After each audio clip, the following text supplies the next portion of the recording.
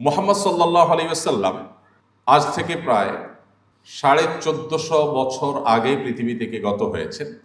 প্রায় 1.5 সহস্র বছর আগে একজন মানুষ পৃথিবী থেকে চলে যাওয়ার পরও তিনি পৃথিবীর মানুষের কাছে যতটা প্রাসঙ্গিক, যতটা তার আলোচনা হয়, যতটা তিনি বেঁচে আছেন তার আদর্শের মাধ্যমে, সম্ভবত পৃথিবীতে অন্য কোনো মনীষী আমরা খুঁজে পাব না যে 1500 বছর ধরে সমানভাবে পৃথিবীতে আলোচিত, প্রশংসিত, অনুসৃত এবং প্রাসঙ্গিক আরেকজন মানুষ হয়তো আমরা খুঁজে পাবো না। মুহাম্মদ সাল্লাল্লাহু আলাইহি সাল্লামকে সেজন্য আল্লাহ তাআলা বলেছেন, ওয়ারাফা'না লাকা যিকরাক। হে রাসূল, আপনার আলোচনা, আপনার প্রশংসা, আপনার গুণ, সেগুলোকে আমি সমুন্নত করলাম।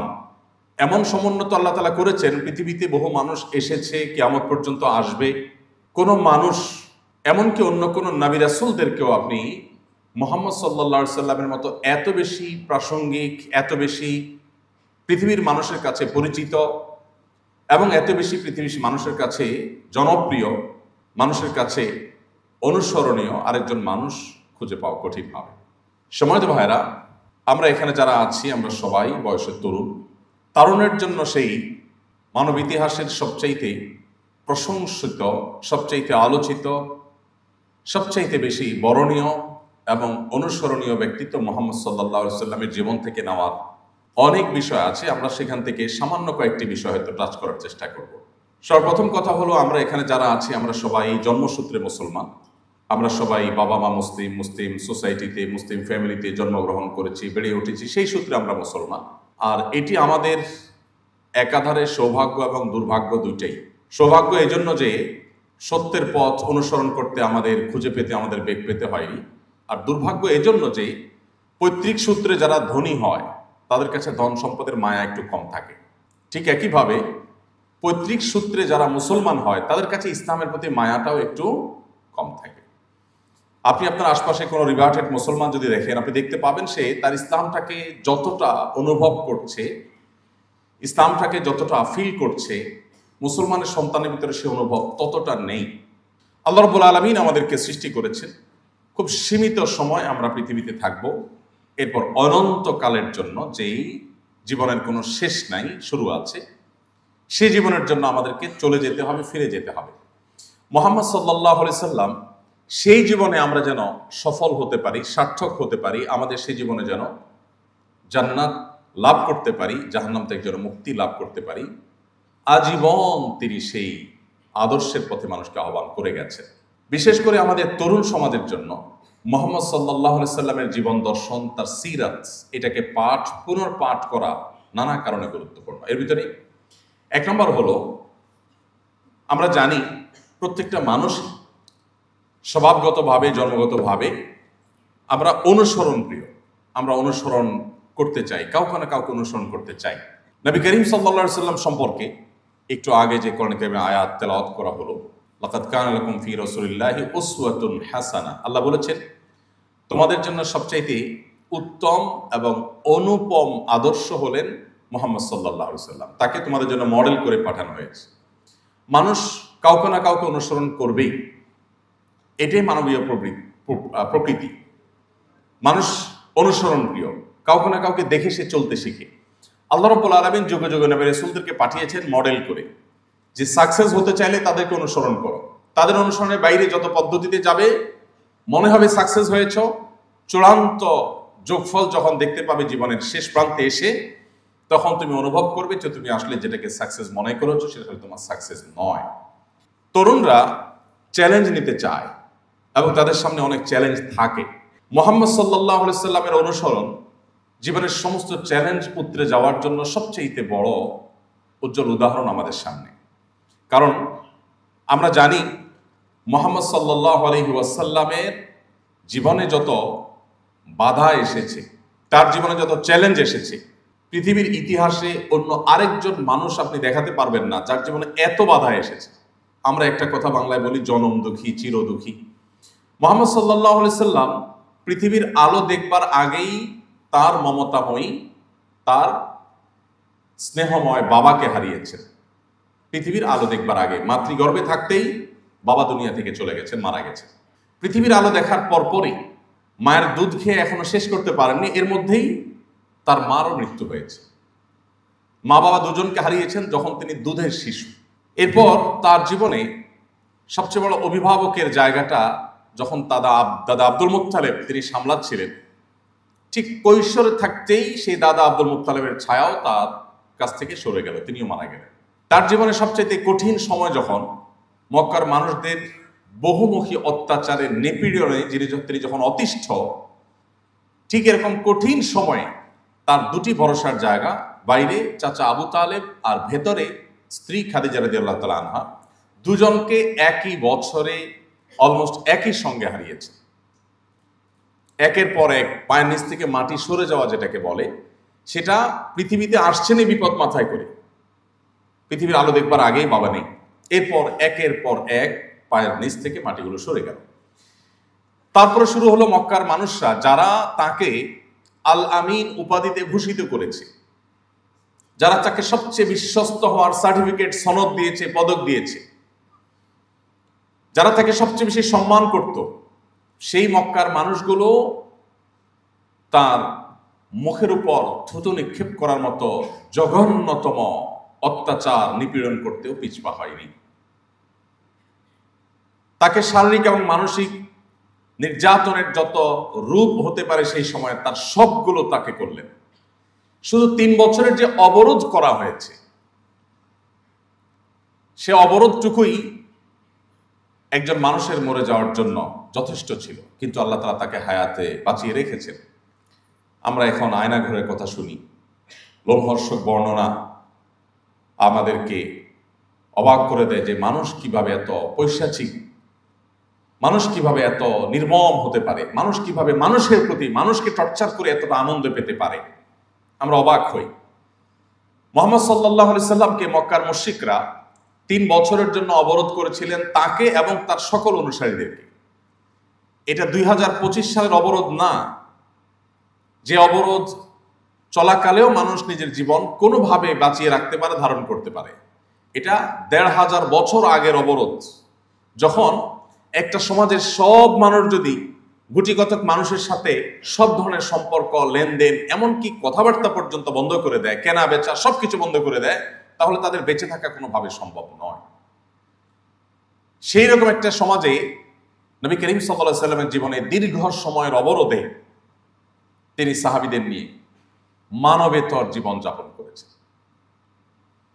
সাহাবায়ে কেরাম একটা সময় এসে গাছের পাতা, কোন কোন বর্ণনাকারীরা বলছেন যে কোন পশু পাখির ছাল, চামড়া শুকিয়ে গেলে গাছের পাতা, এগুলো খেয়ে তারা জীবন ধারণ করেছেন, কারণ কোনো খাবার ছিল না, তাদের কাছে কেউ কোনো খাবার বিক্রি করতো না।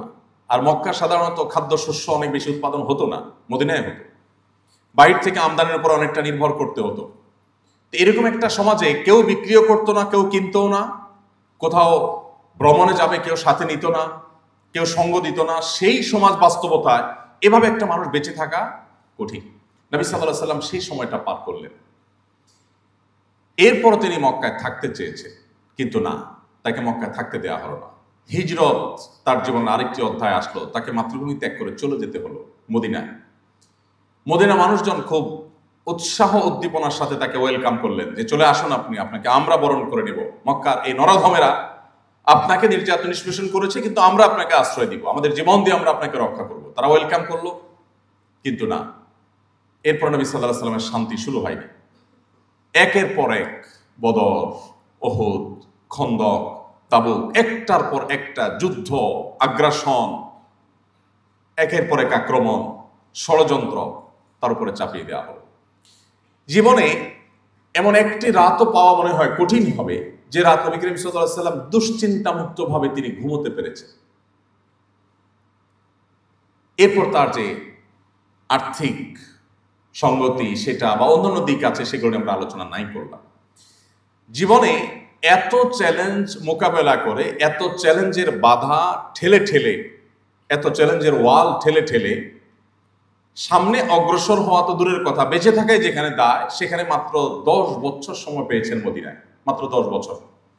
10 বছরে মুহাম্মদ সাল্লাল্লাহু আলাইহি সাল্লামের আদর্শকে তখনকার পৃথিবীর সবচাইতে শক্তিশালী আদর্শ হিসাবে প্রতিষ্ঠা করে তারপর তিনি চিরতরে চোখ বন্ধ করেছেন।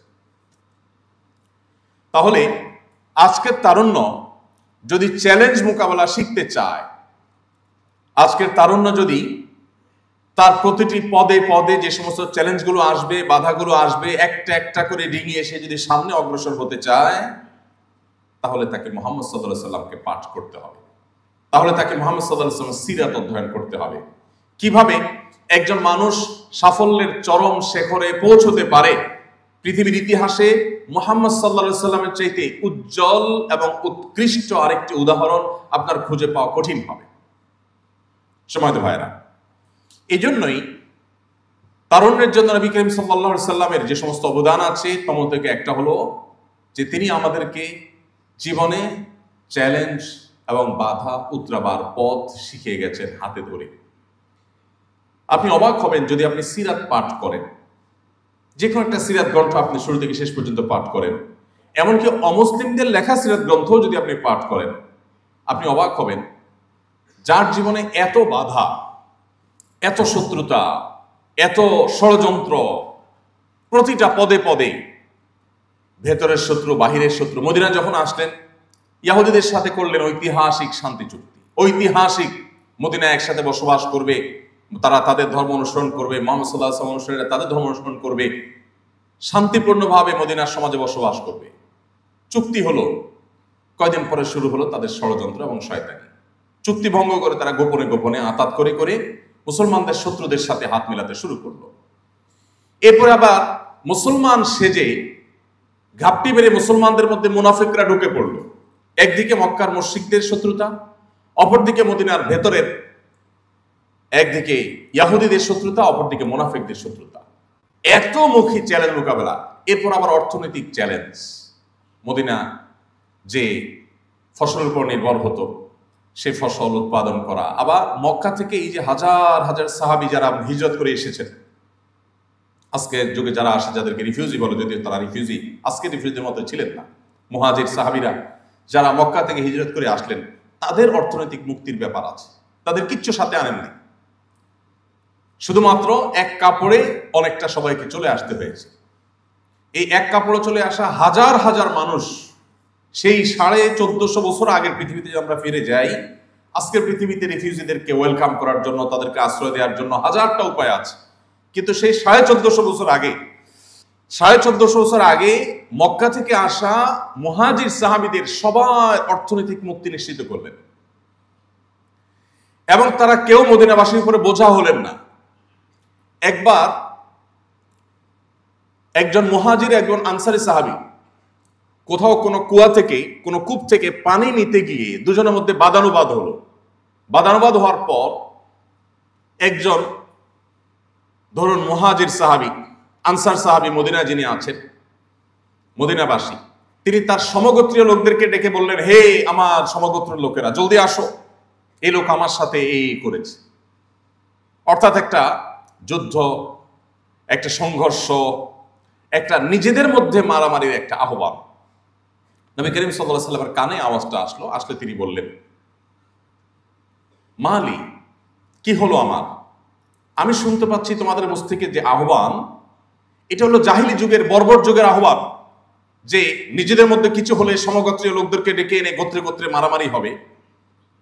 দাউহা ফাইন্নাহা মুনতিনা, এটাকে ছুঁড়ে ফেলে দাও, নিজেদের মধ্যে ভেদাভেদের কোনো আওয়াজ আমি শুনতে চাই না, এটা দুর্গন্ধযুক্ত, এটাকে নিক্ষেপ করে ফেলে দাও। এমন ঐক্যের প্রাচীর তিনি তৈরি করেছেন। আউস এবং খাজরাজ, আপনি যদি একেবারে মদিনার ইতিহাসের প্রাইমারি লেভেলের পড়াশোনাও আপনার থাকে, আপনি আউস খাজরাজের নাম অবশ্যই জানবেন। এবং খাজরাজ উভয় গোত্রের মধ্যে শত্রুতা যুগ যুগ ধরে চলে আসছে, বলা যায় শতাব্দীকে শতাব্দী ধরে যেটা ধারণ করছে। বাবা মারা যাওয়ার সময়, আউস এবং খাজরাজ দুটি গোত্র, এক গোত্রের বাবা মারা যাওয়ার সময় ছেলেকে ওসিয়ত করে যেতেন, বাবা, খাজরাজ গোত্রের লোকদের বিরুদ্ধে যুদ্ধ আমি করেছি সারা জীবন, হয়তো রণাঙ্গনে মারা যাচ্ছে যুদ্ধ করতে করতে, সন্তানকে ওসিয়ত করে যেতেন যে বাবা আমি তো পারলাম না যুদ্ধটা শেষ করতে, ওসিয়ত করে যাই তুমি যুদ্ধটা চালায় যাও। এদের বিরুদ্ধে যুদ্ধটা চালায় যাও। ওই ছেলে আবার বড় হয়ে সে আবার তার ছেলেকে সেম ওসিয়ত করত। এরকম দুটি গোত্রকে নবী করিম সাল্লাল্লাহু আলাইহি সাল্লামের বলিষ্ঠ নেতৃত্ব, তার লিডারশিপের কারণে তিনি তাদেরকে এক প্লেটে বসে খাইয়েছেন, সকল ভেদাভেদ মাটির সাথে ধুলোর সাথে মিশে একাকার করে দিয়েছেন। আল্লাহ কোরআনে সেই কথা বলেছেন, তোমরা স্মরণ করো সেই সময়ের কথা, ইয কুনতুম আ'দা ফাআল্লাফা বাইনা কুলুবিকুম, তোমরা যখন পরস্পর শত্রুতায় মত্ত ছিলে, তখন তোমাদের সেই শত্রুতা দূর করে তোমাদের মধ্যে ঐক্য, সম্প্রীতি, ভালোবাসা, সৌহার্দ্যের এক উজ্জ্বল উদাহরণ সৃষ্টি করেছিলেন মুহাম্মদ সাল্লাল্লাহু আলাইহি সাল্লাম। সেই কথা তোমরা স্মরণ করো। প্রিয় ভাইরা, কেন মুহাম্মদ সাল্লাল্লাহু আলাইহি সাল্লাম 2025-এর পৃথিবীতেও প্রাসঙ্গিক এবং আজ থেকে আরো 2000 বছর পরও যদি পৃথিবীতে মানুষ থাকে তিনি প্রাসঙ্গিক থাকবেন? তার কারণ আপনার জীবনে বাধা যেখানে আসবে, চ্যালেঞ্জ যেখানে আসবে, সেখানে আপনি মুহাম্মদ সাল্লাল্লাহু আলাইহি সাল্লামের জীবনেতে আপনার করণীয় আপনি খুঁজে পাবেন। আল্লাহ সেই কথাই বলেছেন, লাকাদ কানা লাকুম ফি রাসূলিল্লাহি উসওয়াতুন হাসানাহ। আজ আমরা বাংলাদেশের মানুষ হিসাবে আমরা যে সমস্ত সংকট, যে সমস্ত সমস্যার মুখোমুখি, আপনি প্রতিটি সমস্যা, প্রতিটি সংকটকে মুহাম্মদ সাল্লাল্লাহু আলাইহি সাল্লামের আদর্শের কোষ্ঠী পাথর দিয়ে আপনি সমাধানের পথ আপনি আবিষ্কার করতে পারবেন, খুঁজতে পারবেন। কিভাবে তিনি ঐক্যবদ্ধ করেছেন, কিভাবে তিনি জাতিকে চ্যালেঞ্জ ওভারকাম করা শিখিয়েছেন। আমি যে কথাটি বলতে গিয়ে অন্যদিক চলে আসছিলাম, সেখানে আবার ফিরে যাচ্ছি। নবী সাল্লাল্লাহু আলাইহি সাল্লাম তার সিরাত যদি আপনি পাঠ করেন, আপনি দেখবেন এত বাধা যার জীবনে। আমি সেই কথা বলতে গিয়ে, বাধা বলতে গিয়ে এদিকে এসেছিলাম, ইহুদিদের বাধা, মুনাফিকদের বাধা, এই সকল বাধা, এত চ্যালেঞ্জ, এত টেনশন, এত পেরেশানি, এত দুশ্চিন্তা যার জীবনে, বাধার পাহাড় মাথা নিয়েই যার জন্ম, সেই ব্যক্তি তার সম্পর্কে সাহাবীরা বলছেন, তার শিষ্যরা বলছেন, যারা তাকে দেখেছেন তারা বলেছেন যে তার দিকে যখনই তাকাতাম তিনি মুচকি হাসতেন। এত বাধা, এত টেনশন, এত পেরেশানি, এত শত্রুতা যার ব্যাপারে, সেই লোকটা তার দিকে তাকিয়ে কখনো এমন হয়নি যে তিনি গোমড়া মুখে আছেন, সবসময় তিনি হাসি মুখে থাকতেন। এবং তার সিরাতের, তার জীবনের ইতিহাসে আপনি কোথাও খুঁজে পাবেন না, কোনো অমুসলিমও লেখেনি যে তিনি কখনো রাগান্বিত হয়ে, মেজাজ হারিয়ে তিনি কাউকে ধমক দিয়ে এরপরে সরি তাকে বলতে হয়েছে। একটি ঘটনা তার জীবনে এমন হয়নি যে কোনো একটি পদক্ষেপ নেওয়ার পর তিনি আবার ব্যাক করেছেন, না সরি আমার ভুল হয়েছে, এটা বলতে হয়েছে, এরকম হয়নি। প্রিয় ভাইরা, এই জন্য আপনার যদি লিডারশিপ শিখতে হয়, আপনার যদি চ্যালেঞ্জ মোকাবেলা শিখতে হয়, আপনার যদি নিজের আদর্শকে, নিজের চিন্তাকে, নিজের মিশনকে সাকসেসের সর্বোচ্চ শিখরে নিয়ে যেতে হয়, তাহলে আপনাকে মুহাম্মদ সাল্লাল্লাহু আলাইহি সাল্লামকে পাঠ করতেই হবে। এর বিকল্প কোনো পথ আপনার সামনে খোলা নেই।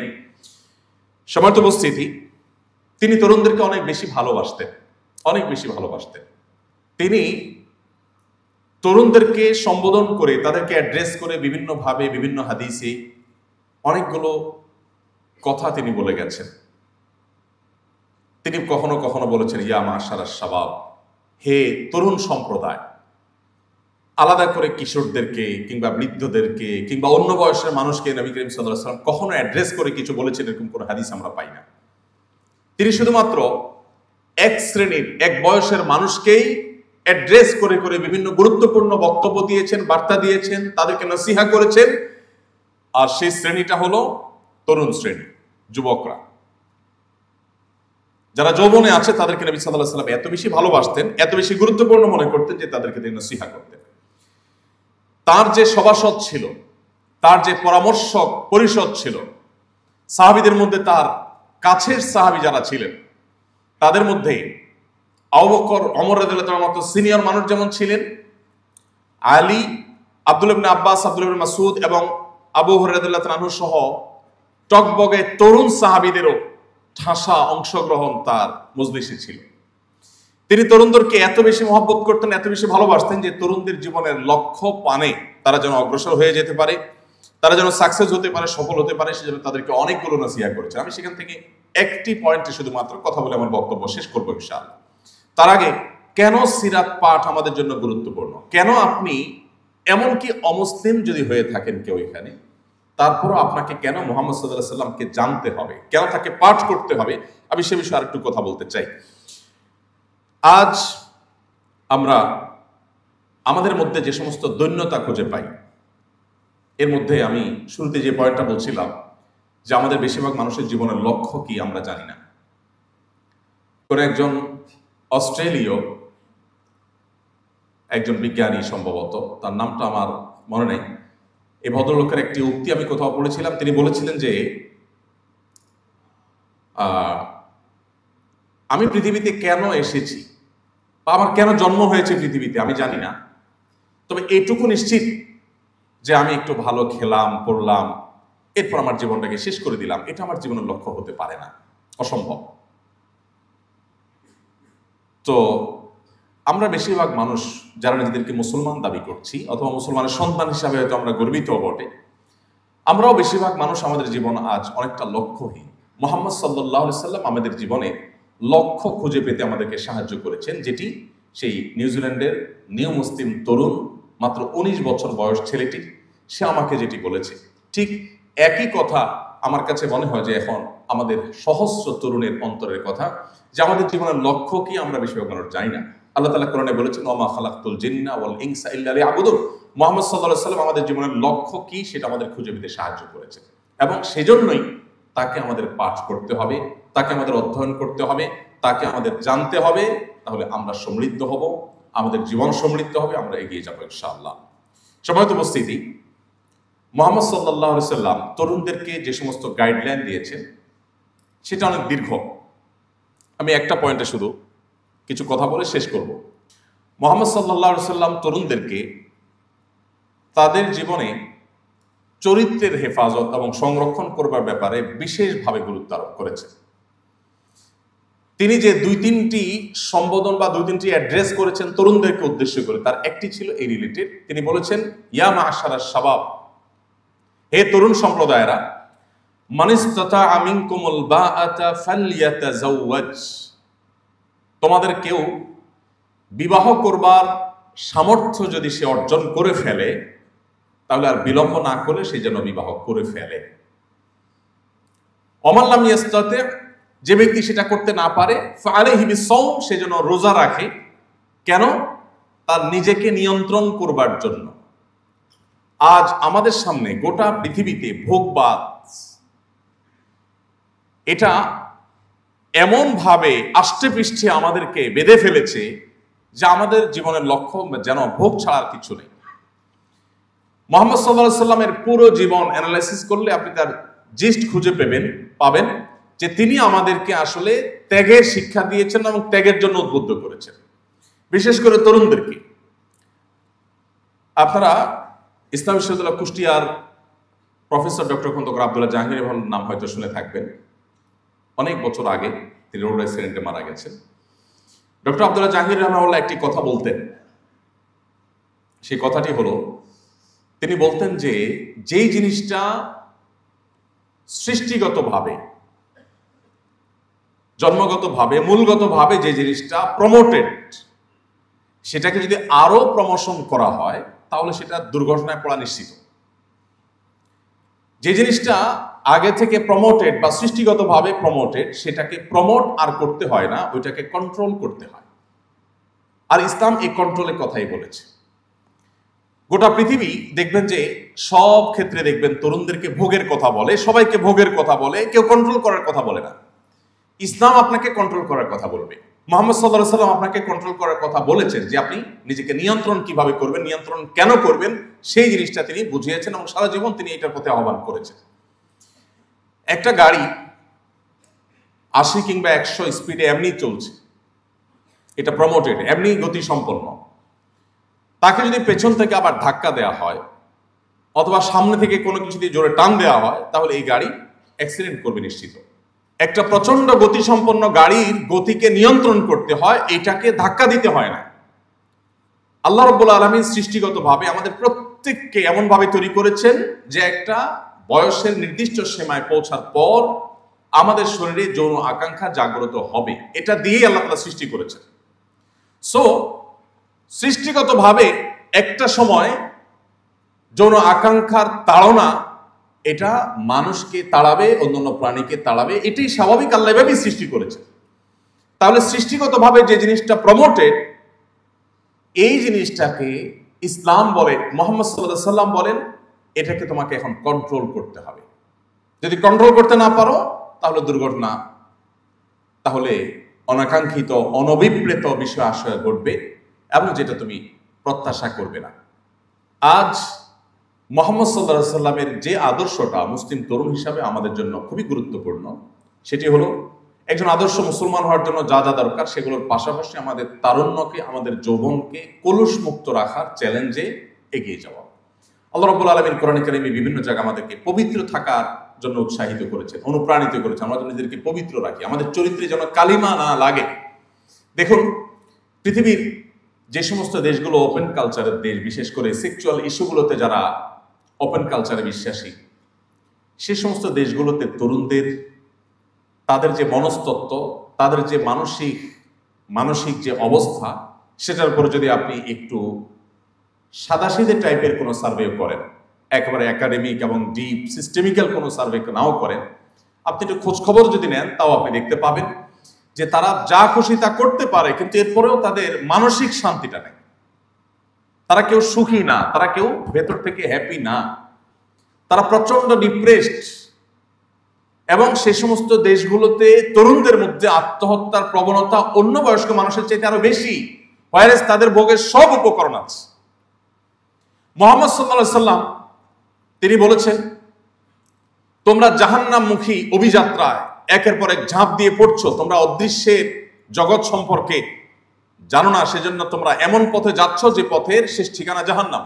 তিনি বলেছেন, ওয়া আনা আখিযু বিহুজাজিকুম মিনান নার, আমি তোমাদের কোমর ধরে ধরে জাহান্নাম থেকে বাঁচাবার জন্য সংগ্রাম করছি, চেষ্টা করছি। এটাই নবী সাল্লাল্লাহু আলাইহি সাল্লাম তাকে শিক্ষা দিয়েছেন। প্রিয় ভাইরা, তরুণদেরকে সেজন্য নবী করিম সাল্লাল্লাহু আলাইহি সাল্লাম আদর্শবান, চরিত্রবান, তাদের চরিত্র সংরক্ষণকারী হওয়ার জন্য তিনি উৎসাহিত করেছেন, অনুপ্রাণিত করেছেন। আমাদের সামনে এটা অনেক বড় একটা চ্যালেঞ্জের বিষয়। এই যুগে কোনো তরুণ 5 ওয়াক্ত নামাজ পড়ছে, অথবা সে মাশাআল্লাহ লম্বা দাড়ি রেখেছে, কোনো তরুণী হিজাব করেন অথবা 5 ওয়াক্ত নামাজ পড়েন, এই জিনিসগুলো যত গুরুত্বপূর্ণ, তার চরিত্রকে কোনো প্রকার কালিমা কলুষ থেকে, হারাম রিলেশন থেকে মুক্ত রাখাটা কোনো কোনো ক্ষেত্রে এগুলোর চাইতে বেশি গুরুত্বপূর্ণ হয়ে ওঠে। মুহাম্মদ সাল্লাল্লাহু আলাইহি সাল্লাম এই আহ্বানটা আপনাদেরকে, আমাদেরকে, তরুণদেরকে করে গেছেন। আপনি যদি কোরআনে কারিমে সূরা ইউসুফ খোলেন, কোরআনের সবচেয়ে দীর্ঘতম সূরাগুলোর মধ্যে থেকে একটা, আপনি এই শিক্ষা পাবেন।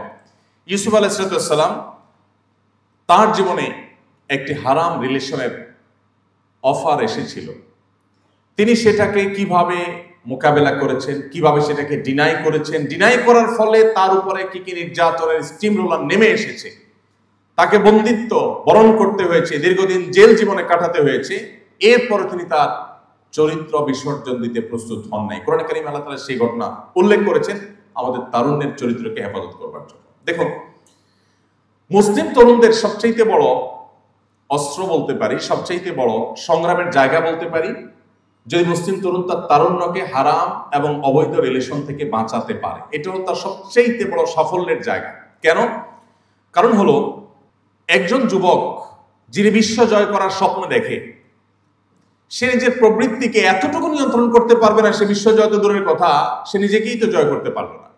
এজন্য মুহাম্মদ সাল্লাল্লাহু আলাইহি সাল্লাম আমাদের চরিত্রকে হেফাজত করবার জন্য বিভিন্নভাবে উৎসাহিত করে বলেছেন। তিনি বলেছেন, মাইয়াদমান লি মা বাইনা লিহইহি ওয়া মা বাইনা রিজলাইহি আদমান লাহুল জান্নাহ, তোমাদের মধ্যে কেউ যদি তার মুখের এবং তার সম্ভ্রমের, লজ্জাস্থানের, ইজ্জতের হেফাজত করবার দায়িত্ব নেয়, যে তার এই দুটি বিষয়কে সে নিয়ন্ত্রণ করবে, আল্লাহর অবাধ্যতার পথে সে পরিচালিত করবে না, এই গ্যারান্টি যদি কেউ দিতে পারে, এই দায়িত্ব যদি কেউ নিজের বেলা নিজে নিতে পারে, এবং এই চ্যালেঞ্জ নিয়ে যদি কেউ চ্যালেঞ্জে জয়ী হতে পারে, নবীজি বলেছেন, আমি তার জান্নাতের গ্যারান্টি দিলাম, আমি তার জান্নাতের দায়িত্ব নিলাম, যদি সে তার নিজের এই চরিত্রকে হেফাজত করবার দায়িত্ব নেয়।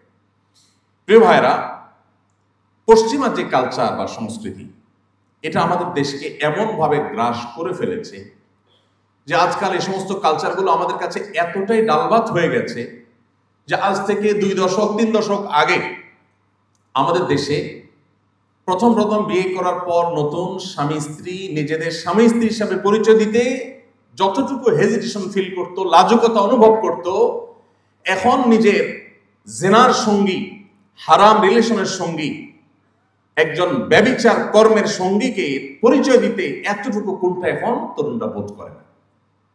আমরা সেরকম একটা সমাজ বাস্তবতা এখন আছে। এই জিনিসটা এমনিতে হয় না, এটা উইথ প্ল্যান। এর জন্য অনেক বড় প্ল্যান, অনেক বড় ডিজাইন করা হয়েছে, কোটি কোটি মিলিয়ন মিলিয়ন টাকা বা ডলার এর পিছনে খরচ করা হয়েছে।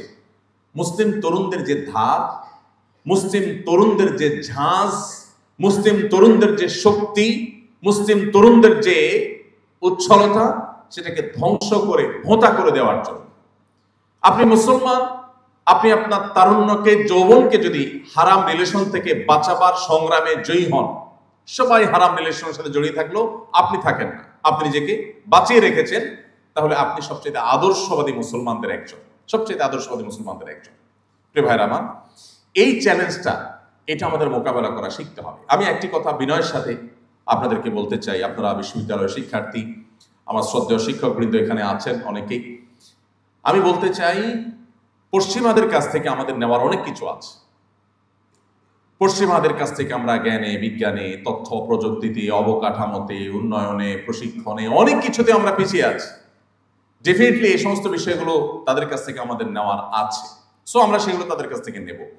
কিন্তু আমরা যদি তথ্য প্রযুক্তিতে, জ্ঞানে, বিজ্ঞানে তাদের চাইতে 100 বছর পিছিয়ে থাকি, তাহলে পারিবারিক বন্ধনে, দাম্পত্য সুখে আমরা তাদের চাইতে 200 বছর এগিয়ে আছি।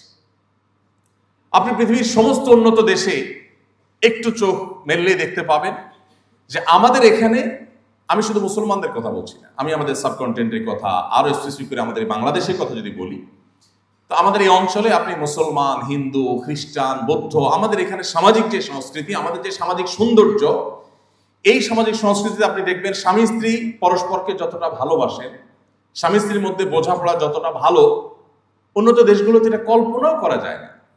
আমি মাসখানেক আগে একটি উন্নত দেশে একজন বাংলাদেশি, যিনি বুয়েটিয়ান, ফজর নামাজ পড়ে তার বাসার সামনে গেলাম, তো পাশে একজন বৃদ্ধ মানুষ, যিনি খ্রিস্টান, ওই দেশের নাগরিক। তো তার সাথে পরিচয় হলো, আমাদের বাংলাদেশি সেই ভাইয়ের নেইবর, তার প্রতিবেশী, আমাকে পরিচয় করায় দিলেন। তো লোকটা দেখলাম ভোরবেলা একটা মাইক্রোবাসে করে আসলেন, নামলেন, গায়ে ধুলো ময়লা। আমি জিজ্ঞেস করলাম, এত ভোরে আমরা ফজর পড়ে আসলাম, আর উনি এই টাইমে আসেন কোত্থেকে? বললেন যে সে কোনো কাজ থেকে আসছে, কাজে গেছে, রাজমিস্ত্রি টাইপ কোনো কাজ টাজ করে।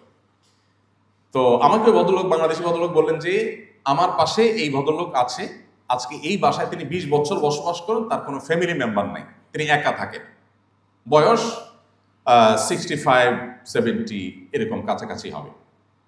এরকম একজন বৃদ্ধ মানুষ, তিনি বসবাস করছেন একা একা, তার বাসায় কোনো মানুষজন নেই, নিজে রান্না বাড়া করেন, নিজে কাজ করেন, নিজে খান, পরে। তো আমাকে ওই বাংলাদেশি ভাই বললেন যে এই যে লোকটা একাকী থাকে, তার বাসায় একটা রাইফেল আছে, লাইসেন্সওয়ালা, আমি সবসময় ভয়ে থাকি কখন সে আত্মহত্যা করে, এবং তাকে আমি প্রায় সময় পাহারা দিই, এবং তাকে বলি, খবরদার, তুমি কিন্তু একজন খ্রিস্টান, তুমি গডে বিশ্বাস করো, সো তুমি কিন্তু আত্মহত্যা করতে পারো না, ইত্যাদি আমি তাকে সবসময় বোঝানোর চেষ্টা করি। তো আমি কৌতূহলী হয়ে জিজ্ঞেস করলাম, আচ্ছা, লোকটার ফ্যামিলি কোনো সদস্য নাই, একা একা বুড়ো মানুষ, 20 বছর এখানে এভাবে, এটা কিভাবে সম্ভব? আমাদের বাংলাদেশে এটা তো কল্পনাও করা যাবে না। মুসলমান তো বটেই, হিন্দু, খ্রিস্টান, বৌদ্ধ, বাংলাদেশে আমরা যারাই বসবাস করি, আমাদের এখানকার কালচার এটা তো কল্পনাও করা যায় না যে একজন বৃদ্ধ মানুষ একা একা 20 বছর একটা করে কাটায়, এবং 60-65-70 বছর বয়সে রাজমিস্ত্রি কাজ করে এসে ভোরবেলা এসে সে রান্না বাড়া করে তারপর খাওয়া দাওয়া করবে, এটা আমরা চিন্তা করতে পারি না। বলেন তো কাহিনী কি? তখন আমাকে সে ভদ্রলোক বললেন যে তারা তো আসলে পরিবার ব্যবস্থাপনা তাদের এমনটাই ভেঙে পড়েছে যে কেউ কারোর সাথে থাকবে, এটা তাদের জন্য অলমোস্ট অসম্ভবের মতো। কেন আরেকজনের সাথে থাকবে?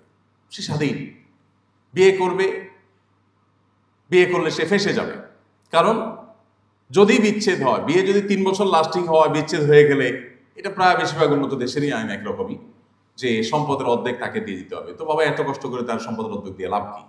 আর বোঝাপড়া তো কারোর সাথে কারোর বোঝাপড়া নেই, এত বেশি স্বাধীন তারা যে স্ত্রীরও কয়েকটা করে বয়ফ্রেন্ড আছে, আর ওই পুরুষ লোকটারও কয়েকটা করে, স্ত্রীরও কয়েকটা করে বয়ফ্রেন্ড আছে, আর স্বামী লোকটারও কয়েকটা করে গার্লফ্রেন্ড আছে। কিচ্ছু বলার নাই, স্বাধীন। দেখুন, গোটা পৃথিবী আপনাকে বলবে তুমি একজনের সাথে রিলেশনে আছো, বৈবাহিক সম্পর্ক হোক আর হারাম সম্পর্ক হোক, একজনের সাথে তুমি সম্পর্কে আছো, এই অবস্থায় তুমি আরেকজনের সাথে সম্পর্ক করতে পারো না। সব সমাজ এটাকে খারাপ ভাবে দেখে। কেন খারাপভাবে দেখে বলেন? কি যুক্তি আছে? একজন মানুষ তো স্বাধীন, তিনি কারোর সাথে রিলেশনে আছেন, স্বামী বা স্ত্রী, অথবা অবৈধ বিবাহ বহির্ভূত সম্পর্ক আছে, একই সময়ে তিনি অন্য আরেকজনের সাথে যদি সম্পর্ক রাখেন তলে তলে, এটাকে পৃথিবীর সব সমাজ খারাপ মনে করে, অপরাধ মনে করে। কেন? কারণ মনে করা হয় যে তাহলে জীবন সঙ্গী বা যার সাথে এখন তিনি আছেন তার সে সঙ্গী বা সঙ্গিনীর সাথে প্রতারণা করা হয়, এই জন্য, তাই না? ইসলাম এর চাইতে আরো এক কাঠি এগিয়ে। কিভাবে? ইসলাম বলে তোমার জীবনে যে জীবন সঙ্গী বা সঙ্গিনী আসবেন, কাউকে আল্লাহ তোমার জন্য লিখে রেখেছেন, তোমার তাকদীরে আছে, তিনি যেই হন না কেন, তার জন্য তোমার পুরা যৌবনকে, প্রতিটা দিন, প্রতিটা রাত, প্রতিটি ঘন্টা, তোমার প্রতিটি সেশনকে পাহারা দিয়ে দিয়ে তার জন্য তুমি তোমার নিজেকে সেভ করতে হবে। যদি না করো তাহলে তোমার জীবনে অনাগত জীবন সঙ্গী বা সঙ্গিনীর সাথে তুমি প্রতারণা করলে, কারণ তুমি তার আগে কাউকে তথাকথিত ভালোবাসা আদান প্রদানের নাটক অভিনয় করলা, আর যথাসময়ে তোমার জীবন সঙ্গী যে আসলো, সঙ্গিনী যে আসলো, তার সাথে তুমি নাটক অভিনয় করলা, তাহলে দিন শেষে তুমি প্রতারণা করলা।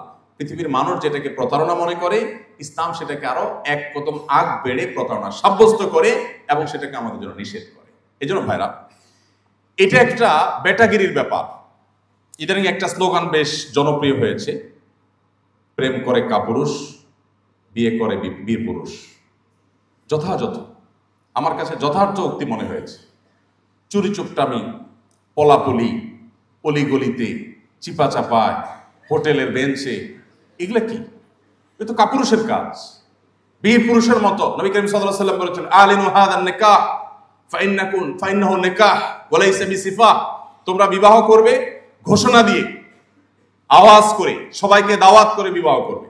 আমার কাছে প্রায় সময় চিরকুট আসে যে হুজুর পালিয়ে বিয়ে করা যাবে কিনা। আমি বলি এটা কোনো কথা? পলাপলি করবে তো চোর ছিনতাইকারী, ডাকাত পলাপলি করবে। বিবাহ করবে যে, সে তো একটা ভালো কাজ করবে, সে কেন পলাপলি করবে? সে বাপের বেটার মতো বুক ফুলায়া ঘোষণা দিয়া সবাইকে সাথে নিয়া সে বিবাহ করে ডাকডোল পিটাতে পিটাতে যাবে। এটাই তো সুন্নাহ, এটাই তো আদর্শ। প্রিয় ভাইরা, তো আমি ওই যে অমুসলিমের কথা বলছিলাম, ওই ভদ্রলোক, তার কোনো পরিবারের সদস্য নেই, এবং পরে খোঁজ খবর নিয়ে দেখলাম যে হ্যাঁ, এরকম মানুষ এই সমাজে অহরহ, অনেক মানুষ এরকম, যাদের আসলে পরিবারের কোনো সদস্য নাই, কারোর সাথে কারোর কোনো বোঝাপড়া নেই। আমি একটা কথা বরাবরই বলি, আমাদের এখানে অধঃপতনের পরও ঢাকা এখন প্রতিদিন, আরো কয়েক বছর আগের জরিপে, প্রতিদিনে যে পরিমাণ বিবাহ নিবন্ধন হয়, তাল মিলিয়ে প্রায় সেই পরিমাণ বিবাহ বিচ্ছেদ হয়। দুর্ভাগ্যজনক। এই যে আমাদের ফ্যামিলি বন্ডিং খারাপ হয়ে যাচ্ছে, স্বামী স্ত্রীর মধ্যে বোঝাপড়া কমে যাচ্ছে, এটা কমতে কমতেও যেই লেভেলে আমরা আছি, আমরা যদি আরো 50 বছর নিচে নামতে থাকি, পশ্চিমারা আরো 100 বছরও সেখানে আসতেও পারবে না ইনশাআল্লাহ। আমাদের এখানে এখনো স্বামী স্ত্রীর মধ্যে যে বোঝাপড়া, আমি সবসময় বলার চেষ্টা করি, এটা ওরা স্বপ্নেও কোনোদিন দেখে না যে আসলে বোঝাপড়া এত ভালো হতে পারে। আমাদের স্বামী স্ত্রীকে, স্ত্রী স্বামীকে যতটা মিস করে, ওরা চিন্তা করতে পারে না। একটা অ্যাপসের অ্যাডভার্টাইজ আপনারা নিশ্চয়ই দেখেছেন, যাদের স্মার্টফোন আছে নিশ্চয়ই একটা অ্যাপের অ্যাডভার্টাইজ বারবার আপনাদের সামনে আসে, সোশ্যাল মিডিয়াতে বিশেষ করে। সেটা হলো,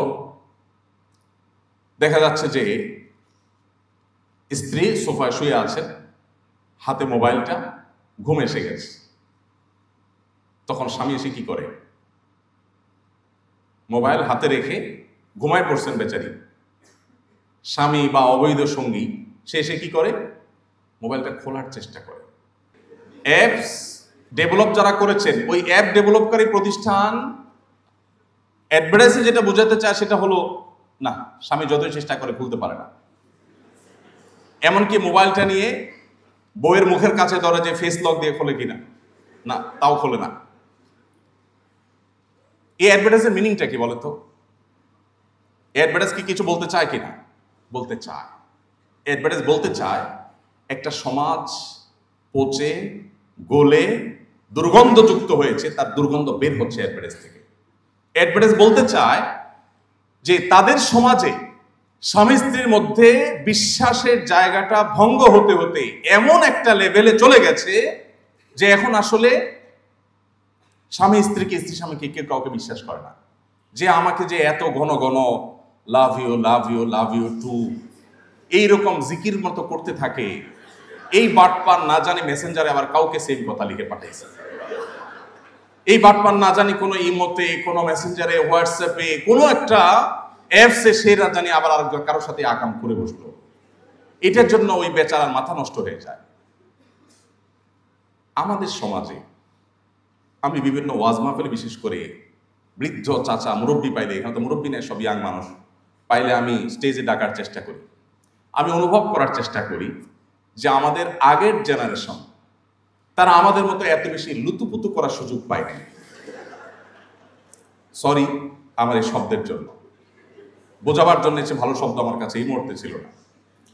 আমাদের এখন তরুণরা জীবনে যতবার ভালোবাসি ভালোবাসি বলে, টেক্সট মেসেজ করে, মেসেঞ্জারে, সরাসরি যত মহব্বতের অভিনয় করে,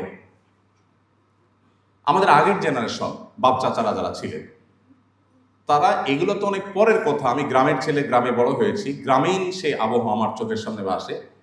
সারাদিন বাহিরে কাজ কাম করে এসে খেতে খামারে, দোকানপাটে অথবা ব্যবসা বাণিজ্য, অফিস আদালতে, রাতে সবাই যখন খেয়ে দিয়ে যার যার কক্ষে চলে যেত, তখন বেচারা বউয়ের সাক্ষাৎ পাইতো, বউ স্বামীর সাক্ষাৎ পাইতো। তার আগ পর্যন্ত সারাদিন দেখা সাক্ষাৎটুকু পর্যন্ত হতো না। দেখা সাক্ষাৎ হলো, না দেখার ভান করে একজন আরেকজনকে ক্রস করে চলে যেত। কারণ কথা বললে আবার সমাজের মানুষ জাহেল মূর্খরা আবার কে কি মনে করে বসে, আরেক মুসিবত। এই যে অবস্থা, যে বেচারারা আমাদের মধ্যে এত লাভ, এত ভালোবাসা আদান প্রদান করার স্কোপই পায় নাই, তাহলে তো এদের ভালোবাসা দুর্ভিক্ষ হওয়ার কথা না। কিন্তু বাস্তবতা হলো যে তাদের ভালোবাসা আমাদের চাইতে এত মজবুত যে আমি সবসময় বলি যে আমাদের আজকালকার তরুণদের তথাকথিত এই ভালোবাসাটা হলো মেড ইন চায়না, আর তাদেরটা হলো মেড ইন জাপান। এই পরিমাণ স্ট্রং। আপনি যদি এখন একজন তরুণকে বলেন, মাত্র বিয়ে করছে, যদি বলেন ভাই মনে কিছু না করলে একটা কথা বলি, বলে কি কথা? যদি বলেন যে ভাই ভাবিকে দেখছি কার সাথে যেন হাঁটতেছে হাত ধরে, কোথায় দেখছে? ভাই নিউ মার্কেটের দিকে দেখছিলাম। আরে বলেন কি, কবে দেখছেন আপনি? এই যে রিসেন্ট। তাহলে যে কোনো যুবক স্ত্রীর প্রতি অনেক বিশ্বাস থাকলে হয়তো পাত্তা দিতে চাইবে না, কিন্তু মনের ভিতরে একটা ঠিকই সন্দেহের দানা বাঁধবে যে আসলে কি, আমি কি তাহলে কি অজাগায় আমার এই ভালোবাসা বিলিয়ে বেড়াচ্ছি কিনা, কাহিনী কি? কিন্তু একজন বৃদ্ধ মানুষ 50-60 বছর বয়স, তাকে যদি বলেন চাচা চাচিরি দেখছি কার সাথে জানি ফোনে কথা বলতেছে, তাহলে তার শরীরের সমস্ত শক্তি সঞ্চয় করে আপনার গালিটা চড় বসাই দিবে। কেন বলেন তো? কারণ হলো চাচা নিশ্চিত যে তার স্ত্রী এটা করতে পারে, সেটা কল্পনাও করা যায় না। মানে তার স্ত্রীর সমস্ত ভালোবাসা তার জন্য জমিয়ে রেখেছেন, তিনিও তার সমস্ত ভালোবাসা স্ত্রীর জন্য জমিয়ে রেখেছেন। তাহলে আজ আমাদের কাছে যেটাকে তথাকথিত ভালোবাসা ভালোবাসা বলে আমাদের সামনে পেশ করা হয়েছে, এটা হলো জাস্ট নিজের যৌবনের উচ্ছলতা, নিজের যৌবনের চাহিদা, এটাকে মেটাবার একটা উপায়। এখানে প্রকৃত অর্থে ভালোবাসার ছিটে ফোটাও পাওয়া দুষ্কর এবং কঠিন। আচ্ছা, এটা তো অনেক দূরে হয়ে যায় যে আগের জেনারেশন আর এখনকার জেনারেশন। আরেকটা কম্পেয়ার আমরা খুব একেবারে আমাদের চোখের সামনে থেকে করি। আমাদের এখানেও আপনারা অনেকে বিবাহিত আছেন, আর অনেকে অবিবাহিত কিন্তু হারাম রিলেশনে হয়তো আছেন। আপনারা না থাকেন, আপনাদের আশেপাশে কেউ আছে, দেখেন আপনারা আপনাদের ভার্সিটিতে হয়তো আছে। আমি শুধু অনুরোধ করবো একটা কম্পেয়ার করার জন্য। যে বিবাহ করে বিবাহিত দম্পতি স্বামী স্ত্রী, তারা তাদের মধ্যে ভালোবাসি একে অন্যকে, এই কথা তারা বেশি বলে, নাকি অবিবাহিত হারাম রিলেশন যারা করছে সেই তথাকথিত প্রেমিক প্রেমিকা তারও ভালোবাসার কথা বেশি বলে?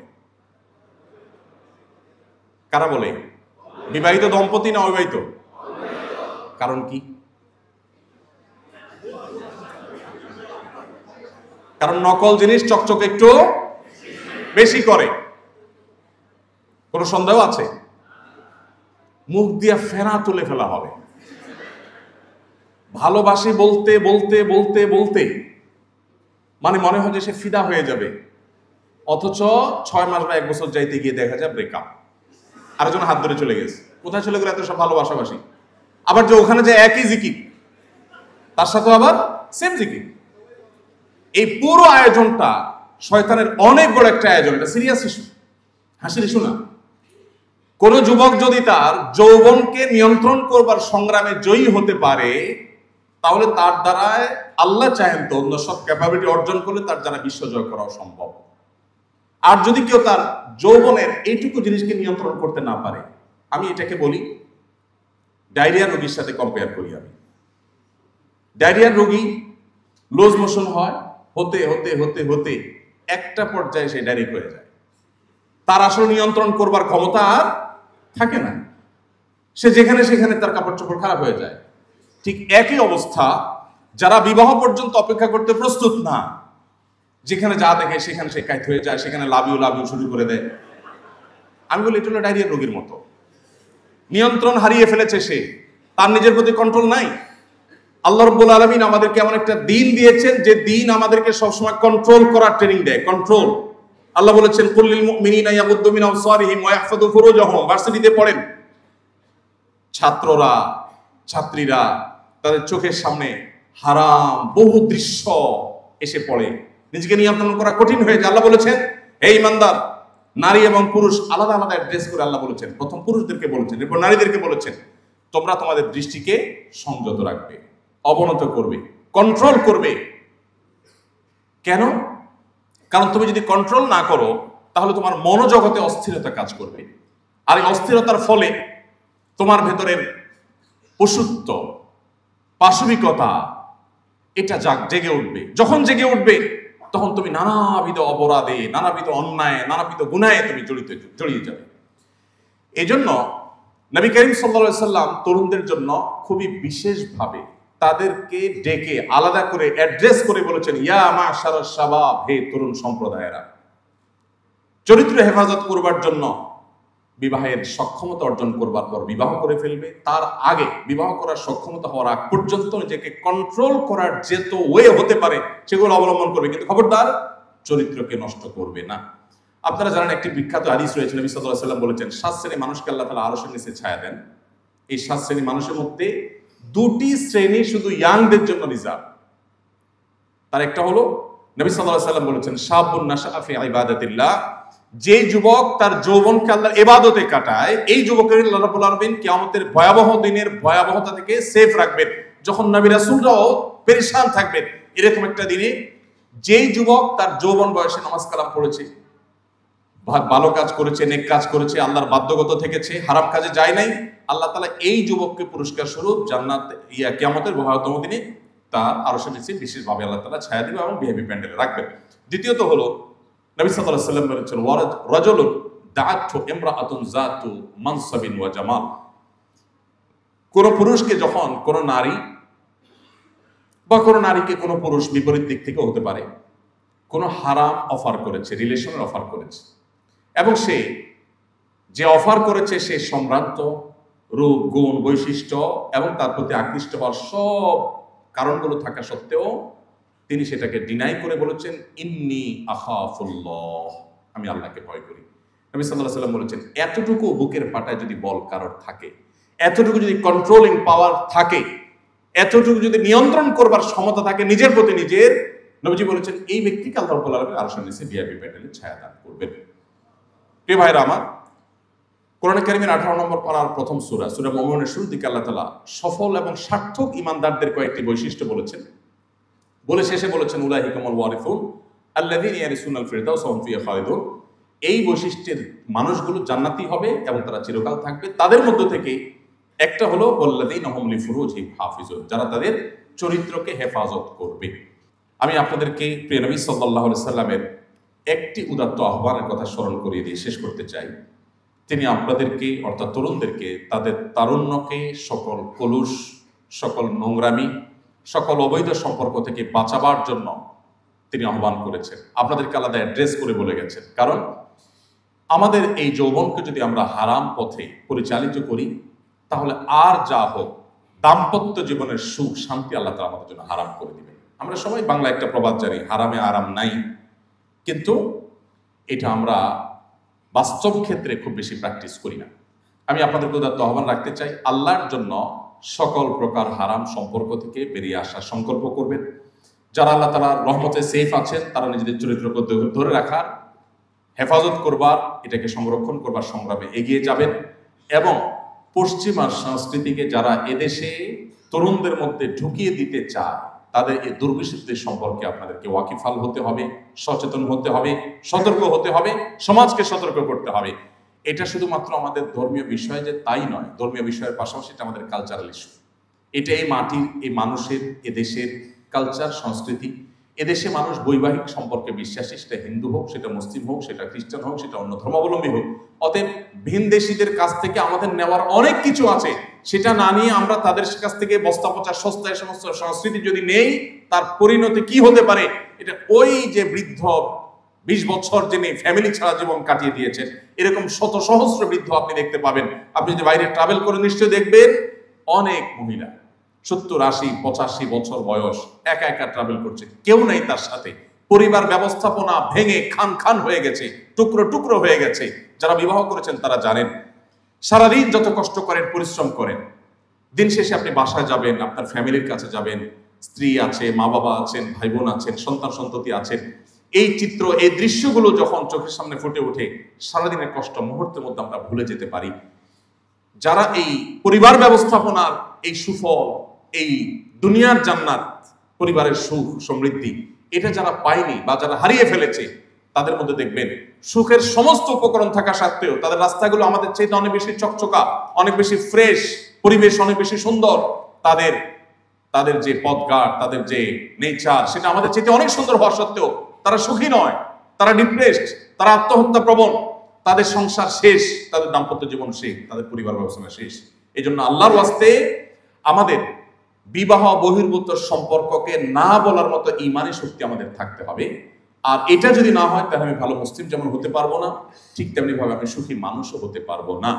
আমি আবারও বলি, একটা বিবাহিত দম্পতি তারা নিজেদের মধ্যে ভালোবাসাবাসির খুব বেশি জিগির না তুললেও তারা যতটা সুখে থাকে, একটি অবিবাহিত কপতি বা অবিবাহিত বিবাহ বহির্ভূত সম্পর্ককারী একজন যুবক যুবতী, তারা ভালোবাসাবাসির যত নাটক অভিনয় করুক না কেন, দিন শেষে এই তথাকথিত ভালোবাসার যে গান লেখা হয়, গাওয়া হয়, এইসব গানগুলোর খোলাসা, নির্যাস, সার সংক্ষেপ দেখবেন একটাই বেরি: জ্বলে গেলাম, পুড়ে গেলাম, শেষ হয়ে গেলাম, বাঁচাতে পারবে না কেউ। ওটা আসলে শেষ হয়ে গেছে, ওর জীবনটা আসলে জীবন্ত জাহান্নাম হয়ে গেছে। আমি সবসময় বলি, ভালোবাসা এটা হলো সফট ড্রিঙ্কসের ঝাঁজের মতো। একবার খুলে ফেলছেন, ঝাঁজ চলে গেছে, এরপর যত টাইট দেন আর ফ্রিজে রাখেন, আগের ঝাঁজ আর কখনো ফিরে পাবেন না। সো ডিসিশন আপনাকেই নিতে হবে যে আপনি কি রাস্তাঘাটে আপনার তথাকথিত ভালোবাসা বিলায় বেড়াবেন, নাকি সময়ের জন্য অপেক্ষা করবেন। আল্লাহ আমাদেরকে সঠিক সিদ্ধান্ত নেওয়ার তৌফিক দান করুন। আমরা যদি পরিবার ব্যবস্থাপনাকে স্ট্রং করতে চাই, আমরা যদি সুখী পরিবার চাই, আমরা যদি সুখী সমাজ চাই, আমরা যদি সুন্দর সমাজ চাই, আমাদের সুস্থ সমাজ চাই, তাহলে আমাদেরকে আমাদের চরিত্রকে কলুষমুক্ত রাখার সংগ্রামে জয়ী হতে হবে। বিকল্প কোনো পথ আমাদের সামনে খোলা নেই। যেটাকে আমরা ভোগবাদের জয় জয়কারে এসে আমাদের নিজেদের জন্য কল্যাণকর মনে করছি, সেটা আমাদের বিপদের সমূহ কারণ। দেখুন, বিবাহ বহির্ভূত সম্পর্কে যে পরিমাণ প্রতারণা হয়, আমরা সহজ বাংলা যেটাকে বলি ছেঁকা খাওয়া, যে পরিমাণ ছেঁকা খাওয়া খায়ের ব্যাপার হয়, বৈবাহিক সম্পর্কে যে হয় না তা না, কিন্তু আপনি যদি কম্পেয়ার করেন, তাহলে 100টা বিবাহিত দম্পতি আর 100টা হারাম রিলেশনকারী কপতি, এই দুয়ের মধ্যে বিবাহিত দম্পতি, তাদের মধ্যে আপনি দেখবেন হয়তো 5টা অমানুষ স্বামী স্ত্রীর উপরে টর্চার করে সে হয়তো তলে তলে আরেকজনের হাত ধরে চলে গেছে, বিচ্ছেদ হয়েছে, অথবা বিপরীত দিক থেকে হয়তো কোনো মহিলা, তিনি তার দিক থেকে হয়তো অপরাধ হয়েছে। এটা 5টা 10টা ঘটনা আপনি শতকরা হয়তো পাবেন। কিন্তু এর বিপরীতে ওই যেটাকে আপনারা নাম দিচ্ছেন প্রেম, আসলে প্রতারণা, আসলে ভোগবাদিতা, আসলে যৌবনের উচ্ছলতা, আসলে যৌবনের পাগলামি, ওখানে 100টা সম্পর্কের মধ্যে হয়তো আপনি 10টা সম্পর্ক দেখবেন যে খুব ভালোভাবে হয়তো টিকছে, সেটাও কদিন টিকবে আল্লাহ জানে, আর বাকিগুলো সব চাকা খেয়ে এদিক সেদিক চলে গেছে। এজন্য আপনার শুধুমাত্র আখিরাতের শান্তি নয়, দুনিয়ার শান্তির প্রয়োজনে আপনাকে এই কালচারের বিরুদ্ধে আপনাকে দাঁড়াতে হবে যে আমাদের সংস্কৃতি এটা না, এই সংস্কৃতির সাথে এই মাটির, এই মানুষের, এখানকার মানুষের ধর্মের কোনো কিছুর কোনো সম্পর্ক নেই। অতএব এই ভিনদেশী, এই অপসংস্কৃতির ছোবল আপনাকে শেষ করছে, তারুণ্যকে শেষ করছে, মনে রাখবেন, আমরা সেই তরুণদের উত্তরসূরি, যেই তরুণরা অর্ধ পৃথিবী জয় করেছে, তাদের পায়ের নিচে এনেছে। সে আব্দুল ইবনে ওমর, সে আব্দুল ইবনে আব্বাস, সে মুসআব ইবনে উমাইর, সেই আবু হুরায়রা, সে ওমর ফারুক রাদিয়াল্লাহু তাআলা আনহুর উত্তরাধিকারী আপনি, তাদের বংশধর আপনি। তারা বিশ্ব জয় করেছে, আপনি এখন আছেন কোথায় কার মান জয় করার তালে? আল্লাহ তাআলা আমাদের সবার চরিত্রগুলোকে হেফাজত করার তৌফিক দান করুন। মুহাম্মদ সাল্লাল্লাহু আলাইহি সাল্লামের আদর্শ দ্বারা আমাদেরকে অনুপ্রাণিত হওয়ার তৌফিক দান করুন। মুহাম্মদ সাল্লাল্লাহু আলাইহি সাল্লামকে জানার জন্য আসলে 1 ঘন্টা 2 ঘন্টা লেকচার, বক্তব্য, আলোচনা, অনুষ্ঠান এগুলো কোনোভাবেই আসলে যথেষ্ট নয়। আমি আপনাদেরকে উদাত্ত আহ্বান রাখতে চাই, আপনি একজন স্বপ্নবাজ মানুষ হিসাবে, স্বপ্নবাজ তরুণ তরুণী হিসাবে আপনি জীবনে একটি বারের জন্য হলেও আমি আপনাকে অনুরোধ করব, মুহাম্মদ সাল্লাল্লাহু আলাইহি সাল্লামের জীবনের শুরু থেকে শেষ পর্যন্ত যে কোনো একটা সিরাত গ্রন্থ আপনি একবার হলেও পড়ুন। আমি বিশ্বাস করি আপনি মুসলমানের সন্তান হিসাবে যদি প্রিয় নবী সাল্লাল্লাহু আলাইহি সাল্লামের জীবনের শুরু থেকে শেষ পর্যন্ত একবার পড়েন, আপনার ঈমানের মিটা তরতর করে উপরে উঠতে থাকবে। আপনি ইসলামটাকে অনুভব করবেন, ইসলামের স্বাদ তৃপ্তি অনুভব করবেন। কেন তাকে আপনি অনুসরণ করবেন, সেই কজ, সেই যৌক্তিকতা আপনি খুঁজে পাবেন প্রতিটি লাইনে, প্রতিটি পৃষ্ঠা পৃষ্ঠা। আল্লাহ তাআলা আমাদের সবাইকে সেই তৌফিক দান করুন। সিরাত গ্রন্থ অধ্যয়ন করা, নবী সাল্লাল্লাহু আলাইহি সাল্লামকে জানার চেষ্টা করার এই উদাত্ত আহ্বান রেখে আমি শেষ করছি।